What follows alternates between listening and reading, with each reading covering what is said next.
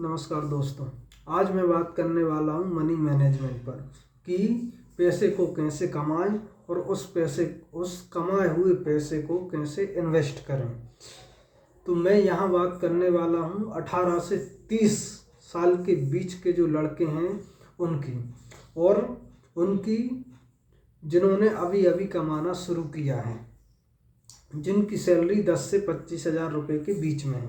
दोस्तों, मुझे पता है हमारे देश में 70% लोग 30,000 रुपये से कम की नौकरी करते हैं। यदि आप 30,000 रुपये से ज़्यादा 8 घंटे की नौकरी में कमा रहे हैं तो आप देश के उन 30% लोगों में आते हैं जिनकी सैलरी 30,000 रुपये से ज़्यादा है।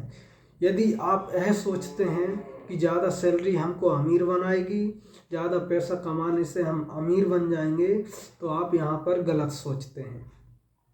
आप अमीर ज़्यादा पैसा कमाने से नहीं बनते, आप अमीर बनते हैं कि आप उस कमाए हुए पैसे को कहाँ लगा रहे हैं, कहाँ इन्वेस्ट कर रहे हैं, कहाँ उपयोग में ले रहे हैं। कहीं आपके साथ ऐसा तो नहीं हो रहा कि आप कमा 20,000 रुपये रहे हैं और आपका खर्चा 22,000 रुपये हो रहा है। यदि आपके साथ ऐसा होता है तो आपको बजट बनाने की आवश्यकता है। देखिए, अब आप यहाँ पर ये मत कहिए कि हमारी सैलरी तो 5,000 है या 15,000 है या 25,000 है, हमें बजट बनाने की भला क्या ज़रूरत। देखिए, सैलरी 5,000 हो या 25,000 हो या फिर 2 लाख रुपए हो या फिर कुछ भी ना हो, फिर भी बजट बनाना बहुत ज़रूरी है। क्योंकि आज सैलरी 15,000 हो सकती है या 25,000 हो सकती है, लेकिन यदि कल सैलरी 2,000 रुपये हुई, 2 लाख रुपये भी हो गई और आपकी आदतें बिगड़ गईं तो बहुत बड़ी मुसीबत हो जाएगी। क्योंकि मनी मैनेजमेंट का सीधा कनेक्शन आपकी इमोशनल हैबिट से होता है, और वो यदि 15,000 की नौकरी में खराब हो गई तो कल आप 1 लाख रुपए भी कमा लेंगे तो भी आपको वह पैसे कम पड़ जाएंगे और आप पैसा नहीं बचा पाओगे, आप पैसे को इन्वेस्ट नहीं कर पाओगे। इसलिए मनी मैनेजमेंट सीखना बहुत ज़रूरी है। अब ये देखिए, ये चीज़ हमें ना तो किसी स्कूल में सिखाई जाती है, ना ही कॉलेज में सिखाई जाती है, और यहाँ तक कि यह चीज़ हमें कभी घर पे भी नहीं सिखाई जाती। अच्छा, आप मुझे बताइए कि आपने आखिरी बार अपने स्कूल या कॉलेज में अपने टीचर से या अपने सर से पैसे के बारे में कब पढ़ाई की थी या कब बात की थी। देखिए भाई साहब, आज हम जिस समाज में रह रहे हैं, जिस सोसाइटी में रह रहे हैं, वहाँ इज्जत का बहुत बड़ा डर होता है। मैं आपको एक बात बता दूं, हम मिडिल क्लास या लोअर मिडिल क्लास, जिसे आप इंग्लिश में स्टेटस बोलते हो, उसका बहुत बड़ा डर होता है। बहुत बड़ा यानी बहुत बड़ा वाला डर। भाई साहब, मिडिल क्लास का यह इज्जत वाला डर उसका बेड़ाघर कर देता है। सबसे ज़्यादा बर्बादी का कारण है मिडिल क्लास का इज्जत। क्योंकि यदि हम ये काम कर लेंगे तो हमारी इज्जत चली जाएगी, हम तो इतना छोटा काम नहीं करेंगे, हम तो नौकरी करेंगे और वो भी सरकारी नौकरी करेंगे। देखिए, होता क्या है कि मिडिल क्लास के लड़के को कोई छोटा काम करना नहीं होता और बड़ा काम इसे कोई देता नहीं है। देखिए, कुछ भी करो, लेकिन ये सोच के मत करो कि समाज हमारे बारे में क्या सोचेगा, 4 लोग हमारे बारे में क्या सोचेंगे, मोहल्ला वाले या रिश्तेदार हमारे बारे में क्या सोचेंगे। क्योंकि आपको अपने खर्चे या अपने बच्चों के खर्चे स्वयं चलाना है। उन 4 लोगों को आपके बच्चों से कोई मतलब नहीं है, आपके खर्चों से कोई मतलब नहीं है, जिन लोगों के बारे में आप सोच कर डरे रहते हैं। यदि आप इन चार लोगों के बारे में सोचेंगे तो यह 4 लोगों वाली सोच आपको परेशान कर देगी। देखिए, मैं आपको एक अमीर व्यक्ति की सोच बताता हूँ। उस अमीर आदमी को इतना सा भी डर नहीं होता कि 4 लोग मेरे बारे में क्या सोच रहे हैं। उसकी एक ही सोच होती है कि मुझे अपना काम करना है, मुझे रिश्तेदारों से मतलब नहीं है, मुझे अपने काम पर ध्यान देना है, भाड़ में जाए दुनिया। अमीर आदमी ये सोचता है। और यदि आप 20 से 30 साल के बीच की उम्र में हो तो मेरी एक बात को समझने की कोशिश करना। यदि आप 20 या 22 साल के हैं और पढ़ाई कर रहे हैं तो जाहिर सी बात है कि आपने 12th और ग्रेजुएशन कर ली होगी। अब आप सरकारी नौकरी की तैयारी कर रहे होंगे या कंपटीशन की तैयारी कर रहे होंगे। तो मैं आपको बता दूं कि हमारे देश में सरकारी नौकरी के मामले में कंपटीशन बहुत ज़्यादा है।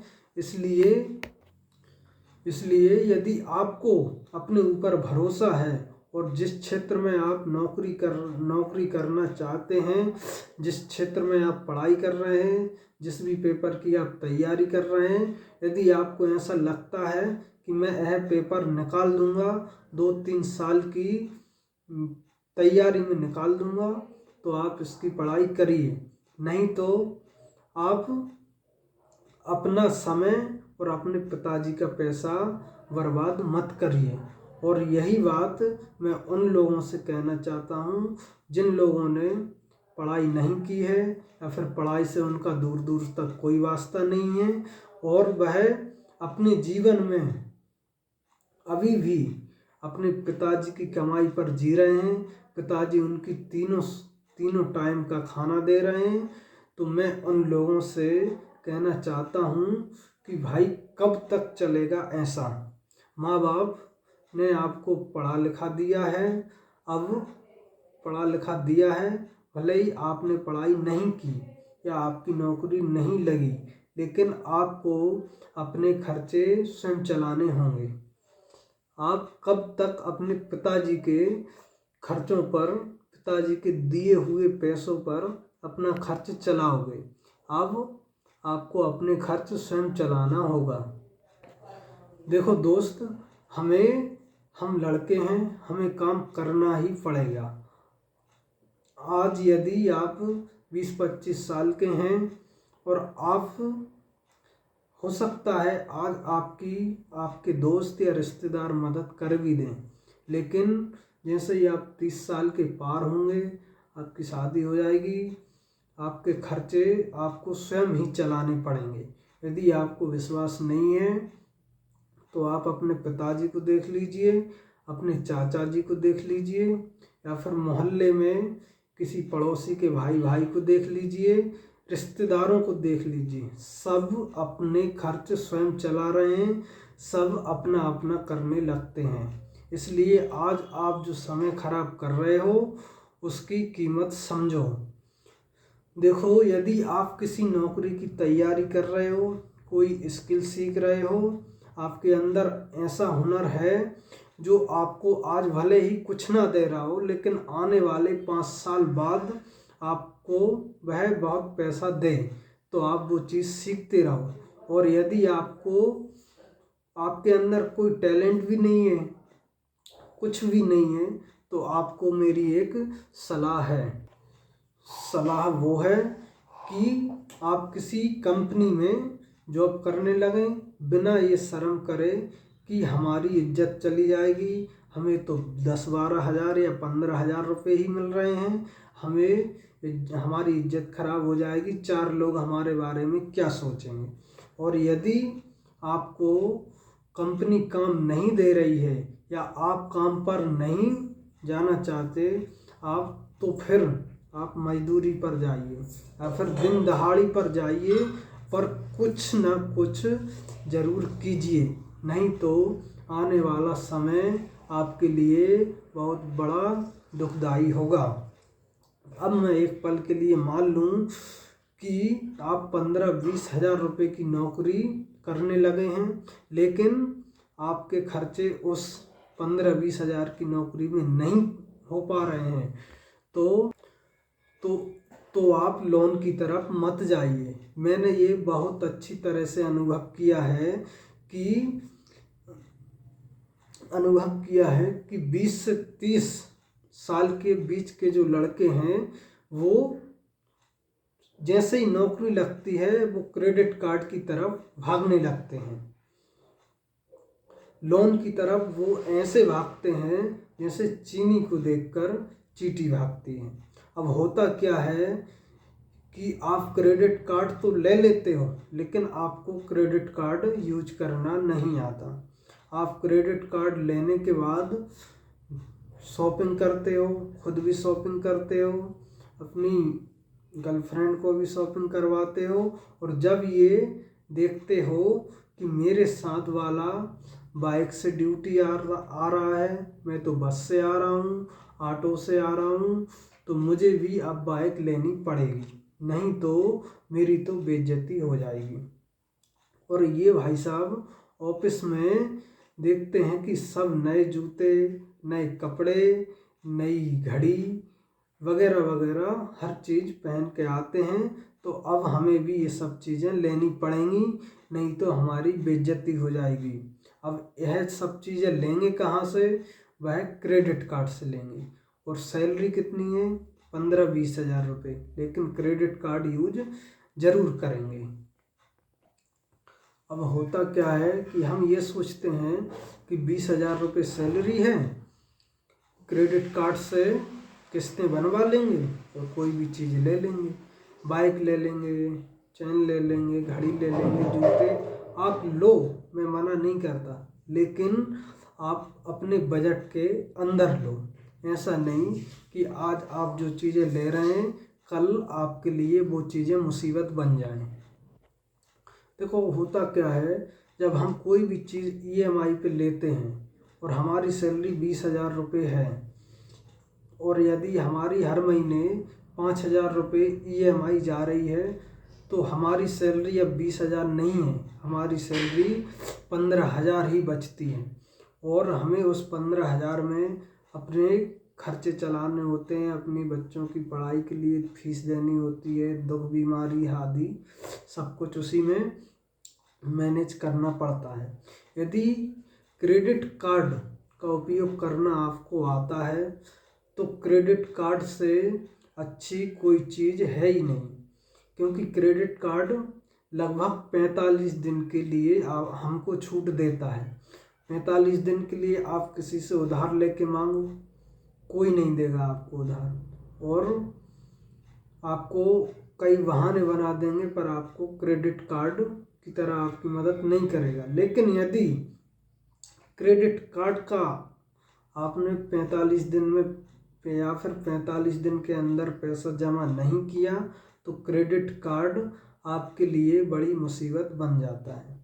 यदि आप, हो सकता है आपके रिश्तेदार तो मान भी जाएं कि ठीक है 1.5 महीने नहीं तो 2 महीने में दे देना, लेकिन क्रेडिट कार्ड वाले नहीं मानते। इसलिए क्रेडिट कार्ड का उपयोग करना सीखिए। क्रेडिट कार्ड यदि आप ले रहे हैं तो उसको सही से इस्तेमाल करना सीखिए, नहीं तो क्रेडिट कार्ड मत लीजिए। आपको यदि क्रेडिट कार्ड का उपयोग करना नहीं आता तो आप कमेंट में क्रेडिट कार्ड लिख दीजिए, मैं अगली वीडियो क्रेडिट कार्ड के बारे में बना दूंगा, आप देख लेना। क्रेडिट कार्ड हमको 45 दिन के लिए बिना ब्याज पर पैसे देता है, लेकिन 45 दिन से ज़्यादा होने पर क्रेडिट कार्ड डबल ब्याज लेता है। इसलिए उसका उपयोग अच्छे से करें, और उससे जो आप पैसा यूज कर रहे हैं उसको शॉपिंग में ना लगाएं, उसको काम में ही लें। इसलिए आप यदि क्रेडिट कार्ड का लोन लेकर बाइक ले रहे हैं या फिर कोई भी ऐसी चीज़ ले रहे हैं जिससे आपकी आय नहीं है, या मान लो आपने बाइक ली और आपने क्रेडिट कार्ड का पैसा जमा नहीं किया, तो आप उस क्रेडिट कार्ड से ली हुई बाइक यदि उनको चलाते हुए दिख गए तो वह लोग, क्रेडिट कार्ड वाले लोग, आपकी बाइक छीन ले जाएंगे, जो बाइक आपने 4 लोगों को दिखाने के लिए ली थी, और फिर आपकी बेइज्जती ज़्यादा होगी। इसलिए लोगों को दिखाने से बचें। यदि आप विजय माल्या या फिर नीरव मोदी की तरह हैं, देश छोड़ के भाग सकते हैं, तो आप बड़े बड़े लोन लो और देश छोड़ के भाग जाओ। लेकिन यदि आप ऐसा नहीं कर सकते तो आप लोन ना लें। मुझे पता है आप ज़्यादा से ज़्यादा सागर वाली बुआ के यहाँ जाएंगे या फिर भोपाल वाली मामी के यहाँ जाएंगे, लेकिन वहाँ जाकर ये मत बोलना कि हम क्रेडिट कार्ड का या पर्सनल लोन का या होम लोन का पैसा नहीं भर पाए, इसलिए छिप कर आए हैं और यहाँ पर रहने के लिए आए हैं। नहीं तो आपकी जो बुआ जी अभी बोल रही थी कि बेटा 2-3 दिन रुकना, अब वो ये बोलेंगी कि आज ही जाओ, हमारे यहाँ डिफ़ाल्टरों के लिए कोई जगह नहीं है। अब यहाँ पर बात आती है कि ऐसा क्या करें कि कम सैलरी में भी अपने खर्चे चला लें और पैसे को सेव भी कर लें। तो अब आप यहाँ पर ज़रा ध्यान से सुनना, हम यहाँ पर बनाएंगे बजट। देखिए, बजट इसलिए भी ज़रूरी होता है। बजट का मेन पर्पस क्या होता है? बजट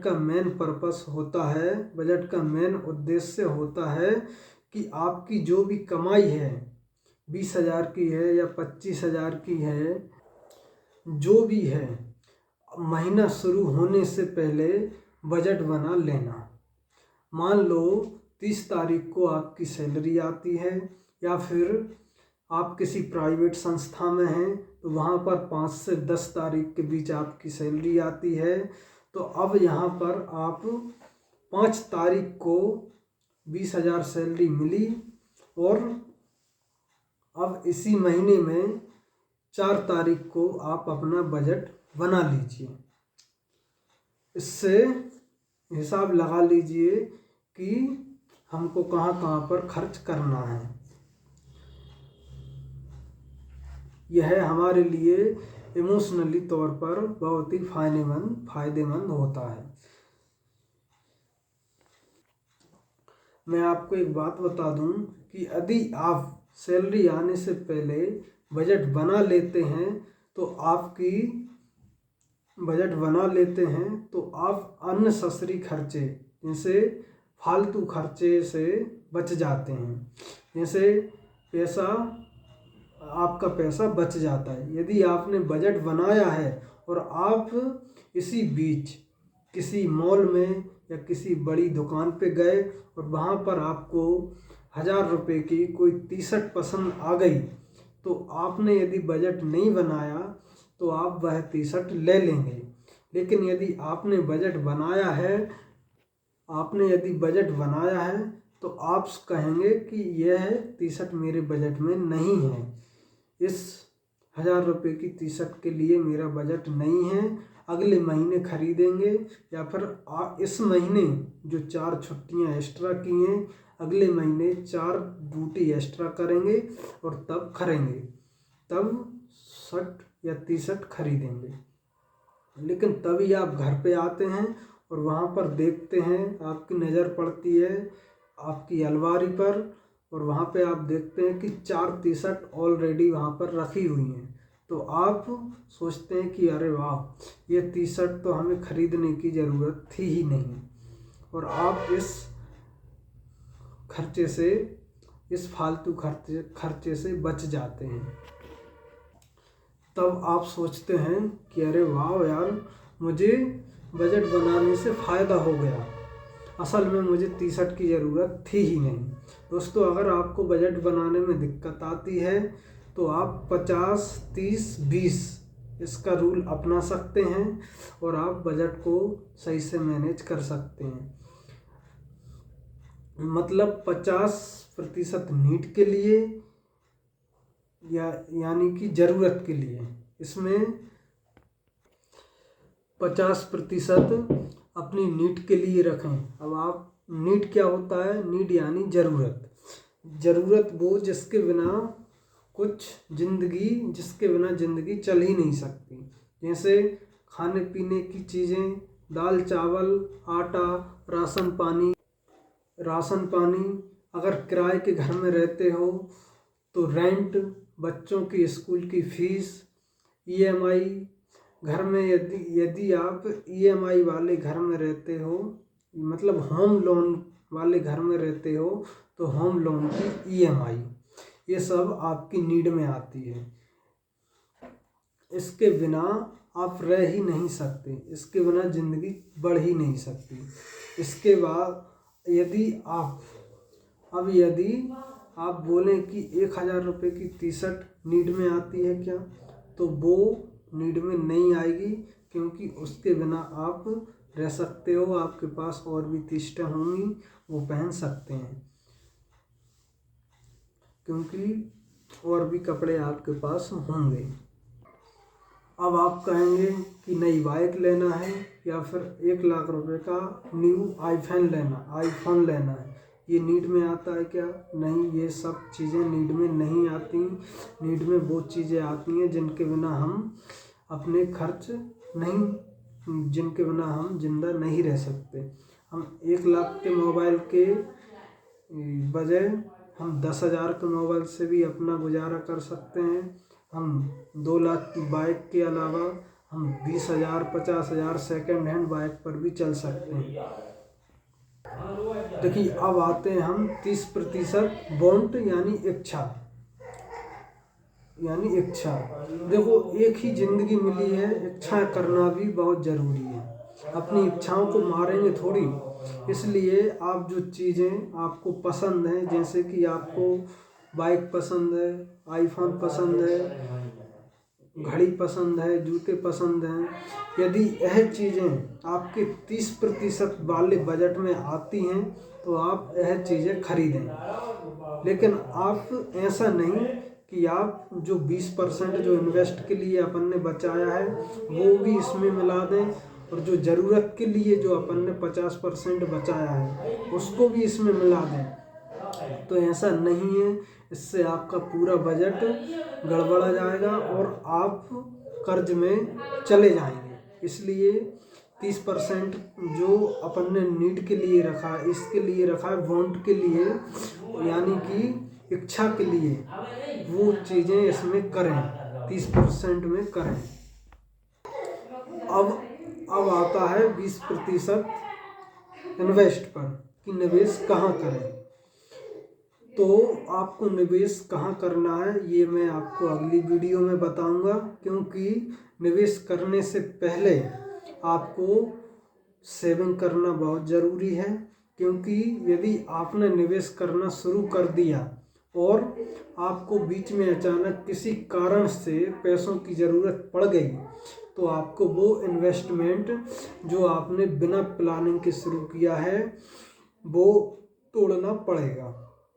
इसलिए इन्वेस्ट करने से पहले इमरजेंसी फंड बनाना बहुत ज़रूरी है। इमरजेंसी फंड क्या होता है वो मैं आपको बताता हूँ, कि जो इमरजेंसी फंड वो फंड होता है जो हमारे बुरे समय में हमारी मदद करता है।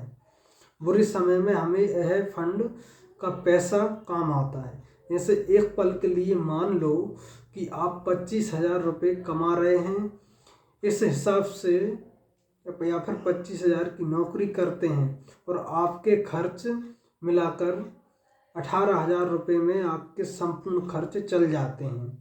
तो इस हिसाब से आपके पास 1,80,000 से 2 लाख रुपए के बीच में इमरजेंसी फंड होना बहुत ज़रूरी है। इसके बाद आपके ऊपर किसी भी प्रकार की मुसीबत आती है तो आप कुछ समय के लिए इस इमरजेंसी फंड से अपना समय निकाल सकते हैं। और दूसरी बात कि इन्वेस्ट करने से पहले आपके ऊपर किसी भी प्रकार का कर्ज नहीं होना चाहिए, जैसे bank loan, credit card loan या फिर व्यक्तिगत रूप से किसी से 2% या 5% पर लिया गया ज़्यादा ब्याज पे पैसा। यदि आप सोचते हैं कि हम अपना कर्ज कैसे उतारें, तो आप कमेंट में कर्ज लिख दीजिए। मैं आपको एक कर्ज पर वीडियो बना दूंगा, आप उस वीडियो को देखकर अपना कर्ज उतार देंगे और जीवन में आपके ऊपर कभी कर्ज नहीं होगा, ऐसा बजट मैं आपका बना दूंगा। दोस्तों, मैं आपसे एक बात बोलना चाहता हूँ कि आप लोग दिखावा करना छोड़ो, दिखावे से जितना दूर हो सके दूर रहो, क्योंकि दिखावा हमें कर्ज की तरफ ले जाता है और कर्ज मुसीबत की तरफ। इसलिए मेहनत करो और आगे बढ़ो, हमें अमीर बनना है, ना कि अमीर दिखना। दोस्तों जब हम अपनी ज़िंदगी में अच्छी चीज़ें अपनाते हैं तो शायद वो चीज़ें थोड़े समय के लिए हमें तकलीफ़ दें या तकलीफ़ दे सकती हैं, लेकिन हमने थोड़े समय के लिए अपने आप पर कंट्रोल कर लिया तो दोस्तों हम कुछ ही समय में अमीर बनने के रास्ते पर चल पड़ते हैं। भाई, आप जिन दोस्तों के साथ रहते हो वो ही आपको गरीब और अमीर बनाने में आपका साथ देते हैं। यदि आपके दोस्त ऐसे हैं जो अमीर बनने की बात नहीं करते, पैसों को हक का मैल समझते हैं, पैसे को इन्वेस्ट करने की बात नहीं करते, जिंदगी 2 दिन की है, आज मैं जियो कल किसने देखा है, ऐसी बातें करते हैं, या फिर शाम के 6 बजते ही दारू पीने की बातें करते हैं। यदि अमीर लोगों को और वही आपके दोस्त अमीर लोगों को गाली देते हैं या फिर अमीर लोगों को दुश्मन समझते हैं या फिर ये सोचते हैं कि 2 नंबर का काम करते हैं, तो आप जितना जल्दी हो सके इन दोस्तों का साथ छोड़ो, नहीं तो ये दोस्त आपको बर्बाद कर देंगे। देखो दोस्तों, हवाबाजी छोड़ो, दोस्तों के साथ घूमने से आपका घर नहीं चलने वाला, आपको अपने घर के खर्चे स्वयं चलाने होंगे। यदि आपके घर में कोई बीमार व्यक्ति है और आपके घर में कोई वजनदार या पावर वाला व्यक्ति नहीं है, तो आप अस्पताल में मुंह उठाकर घूमते रहोगे और ये सोचोगे कि कोई मदद कर दे, लेकिन वहाँ पर आपके दोस्त मदद करने नहीं आएंगे। मदद करने आपके वो ही गिने चुने दोस्त आएंगे जिन्होंने मुसीबत को देखा है या फिर उनसे आपका पैसे का लेन देन है, जो चाहते हैं कि आप वाकई में सक्सेस हों। आप उन दोस्तों को बिल्कुल भी अपने साथ ना रखें जो गलत रास्ते पर चलते हैं या फिर आप बिजनेस की बात करते हैं उनसे और वो बोलते हैं कि नहीं, बिजनेस करना अपना काम नहीं है, नौकरी करना अपना काम नहीं है, अपन तो गाड़ी पे घूमते हैं, लौंडियाबाजी करते हैं, कुछ भी वगैरह वगैरह आदि। उन लोगों का साथ छोड़ें। और दोस्तों, मैं आपको एक बात बता दूं, आप ये सोच रहे होंगे कि मैं इतना ज्ञान दे रहा हूँ तो मैं क्या हूँ। मैं दोस्तों आपको बता दूं, जो लोग मुझे नहीं जानते उनसे मैं कुछ नहीं कहना चाहता, लेकिन जो लोग मुझे जानते हैं मैं उनको बता देता हूँ कि मैंने 2017 में 12th की थी और 2018 में अपनी प्राइवेट नौकरी ज्वाइन की थी और 2019 से मैंने इन्वेस्ट करना शुरू कर दिया था। इन्वेस्ट 3-4 जगह पे मैंने किया है, इंडेक्स फंड में, म्यूचुअल फंड में, गोल्ड में, व्यक्तिगत रूप से भी कई लोगों को पैसा दिया है। तो दोस्तों, मैं आपको बता दूं कि आज मेरा इन्वेस्टमेंट इतना बड़ा हो चुका है, 2019 से मैंने इन्वेस्ट शुरू किया था और अभी भी मेरा इन्वेस्टमेंट चल रहा है। आज मेरा इन्वेस्टमेंट इतना बड़ा हो चुका है कि जितनी मेरी सैलरी नहीं आती उससे ज़्यादा मेरा ब्याज आता है। इसलिए दोस्तों मैं आपसे कहना चाहता हूँ कि जितना जल्दी हो सके इन्वेस्ट करना शुरू करो, पैसे को कमाओ, उस पैसे को बचाओ और उस पैसे को इन्वेस्ट करो।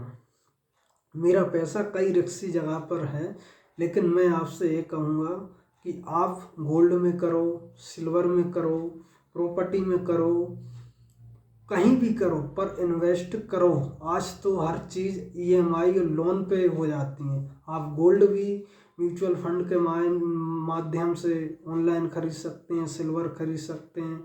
और आपके पास यदि मोटा पैसा है तो आप क्या बोलते हैं, रियल एस्टेट में जाइए, ज़मीन खरीदिए, बेचिए। इसलिए दोस्तों अब मैं अपनी इस वीडियो को समाप्त करने वाला हूँ और मैं उम्मीद करूँगा मैं आपसे कि यह वीडियो से आपको कुछ सीखने को मिला होगा। धन्यवाद। जय श्री राम। दोस्तों मेरे चैनल को सब्सक्राइब करें और इस वीडियो को, यदि आपको इस वीडियो से थोड़ा सा भी सीखने को मिला हो तो आप इसको लाइक करें और दोस्तों कमेंट करें कि अगली वीडियो किस टॉपिक पर बनानी चाहिए। दोस्तों इन्वेस्ट ज़रूर करें, पैसे को सेव करें और फिर इन्वेस्ट करें। ये बात मैं आपको हमेशा बोलता हूँ। पैसा सब कुछ नहीं है, लेकिन 90% मामलों में पैसा ही काम आता है। जय श्री राम।